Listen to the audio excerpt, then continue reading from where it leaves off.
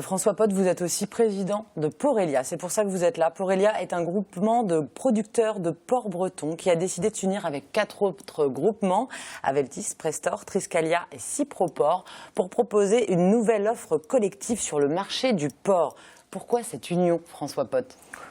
Tout simplement, c'est une demande qui vient de la base depuis un certain temps, mais c'est aussi une réflexion qui est menée par donc, les présidents des différentes structures et leur conseil d'administration.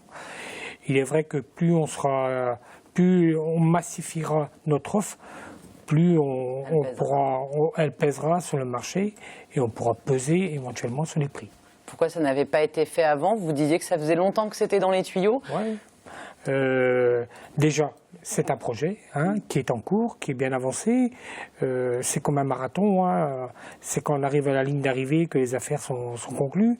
Donc c'est un projet que je dis qui est bien avancé. Pourquoi c'était pas avant? Dans une vie, l'économie, elle bouge. Et le moment est venu effectivement pour nous autres groupements producteurs de s'unir pour mettre en même temps nos forces. Est-ce que ça va vraiment pouvoir peser sur la grande distribution, François Pot? Peser, oui et non. Oui et non. Disons que le fait de se marier, entre guillemets, du moins sur le côté commercial de nos affaires, permettra de travailler ensemble et de peser un tant soit peu quand on aura la main. Quand on n'aura plus les cochons restés bloqués dans nos porcheries pour pouvoir peser sur le prix, mais directement le sur prix, justement, nous sommes dans un marché, un marché mondial, un marché européen.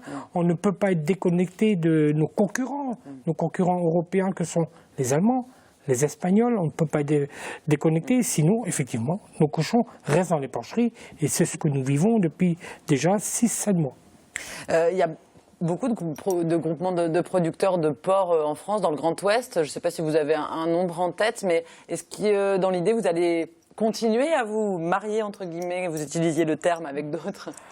Il faut savoir que nous sommes aujourd'hui en Bretagne 10 groupements producteurs. Il y a la Coopéra qui, elle, est une filière. Et après, il y a 9 autres groupements qui ont des histoires attachées pour certains à des boîtes d'aliments, pour d'autres plus libéraux. Donc chaque groupement a son histoire, a son vécu, a sa façon de fonctionner. Et ce que nous allons mettre ensemble, c'est uniquement le commerce. Le commerce, tout ce qui est partie technique proche du terrain, nous allons le garder dans nos structures.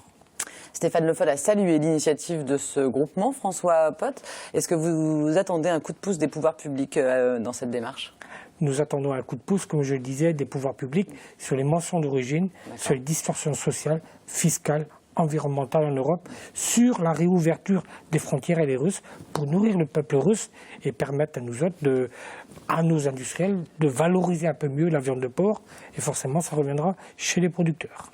Mais je le remercie qu'il soit de votre côté sur ce dossier-là. Mais bon, c'est quelque chose qui nous appartient à nous autres producteurs. L'organisation nous appartient. Merci beaucoup, François Pot.